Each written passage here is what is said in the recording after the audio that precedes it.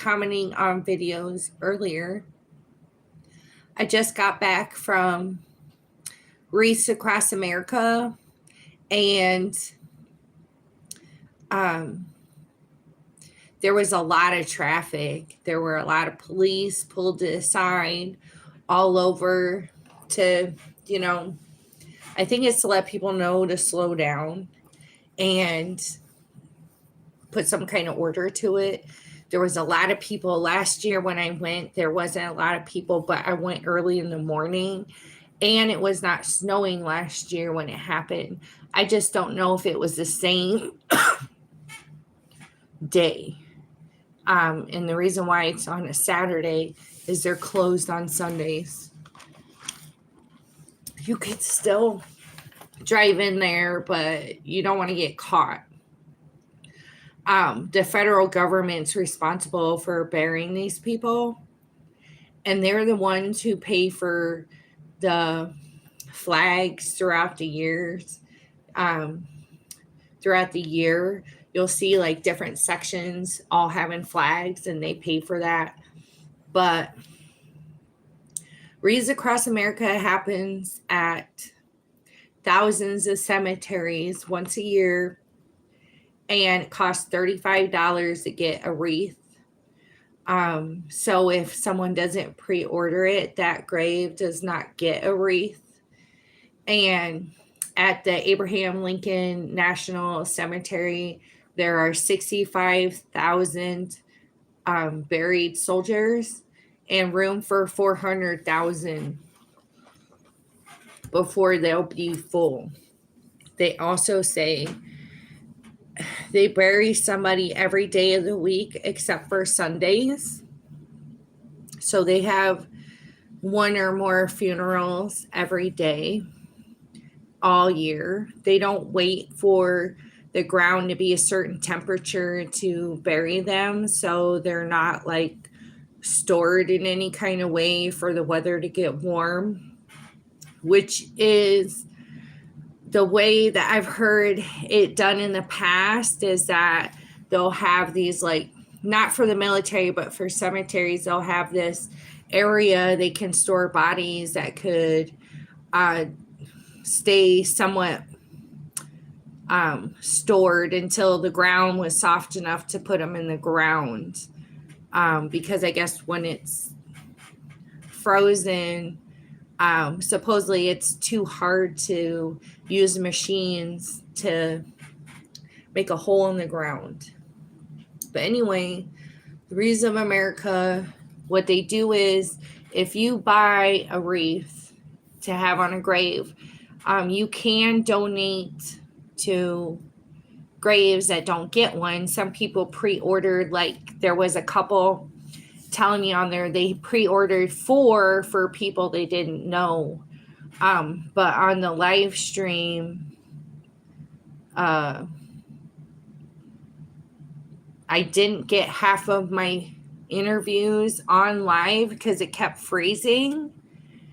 The live should have been like 35 minutes long, and only caught 14 minutes out of that. So you can get a wreath for these people, and then after, whoever purchased the wreath gets a photo of the wreath on that grave. So a picture of the grave with the wreath.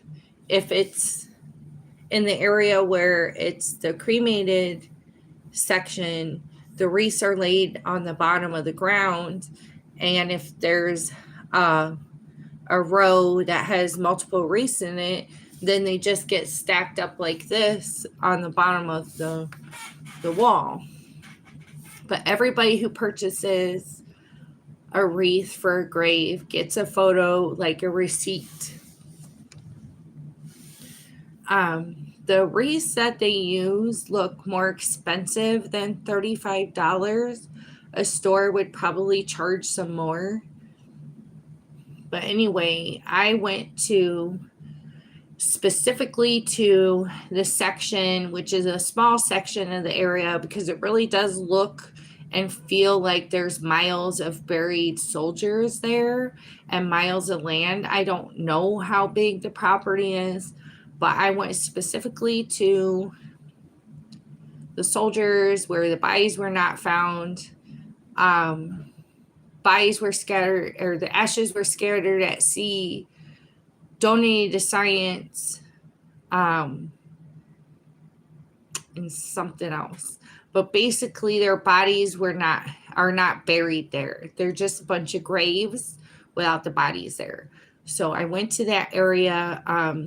There was a lot with wreaths, but there was quite a few without wreaths on it, which means there was nobody who pre-ordered it for the grave.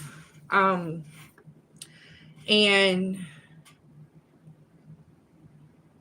so I tried to read off some of them, but my live was in and out. The live's really choppy.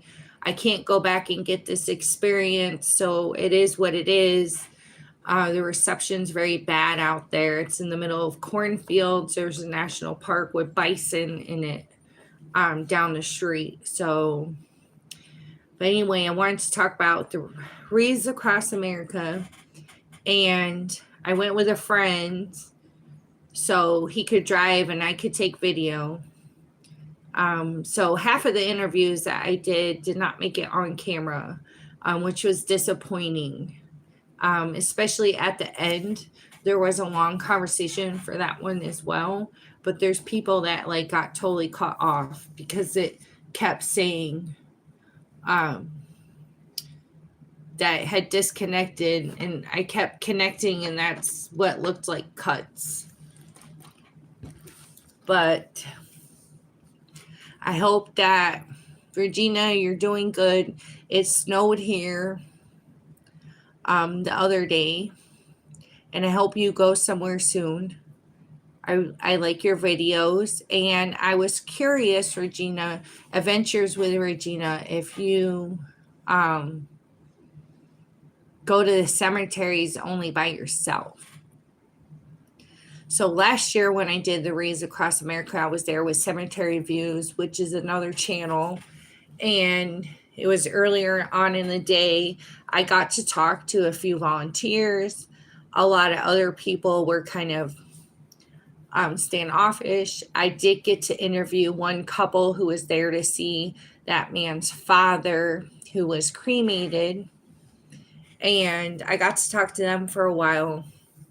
But it's hard to feel the energy when there's so many people. But if you're just going in there and there's not a lot of people, the energy in there is really heavy and intense. And I don't know if it's because, I believe that all soldiers are somehow traumatized or have to deal with something like that. Even the ones who get secondary trauma, and they're not the ones who actually went through it, but they get the secondary trauma from hearing about the story. They experience it like as if it had happened to them. So I got some more videos to post in the next week and a half that are names, because that's the way that the section of that cemetery was. This is for Evergreen Cemetery in Morris. And after that, I'm going to have to go somewhere different. I do want to make a trip where I drive a lot in a day, but there's some places I can't go by myself. There's also a cemetery called Moons Point, and I believe it's in Streator, Illinois. And that one, if you don't know what to look for in a rural area, you'll drive right past it. But it's kind of like a dirt road. So if the cornfields are up, you wouldn't even see the road because the road's like through the cornfields. And then if the cornfields are down, it looks like a road that you can't really drive on. It's really bumpy, and if it's moist, you could get your car stuck.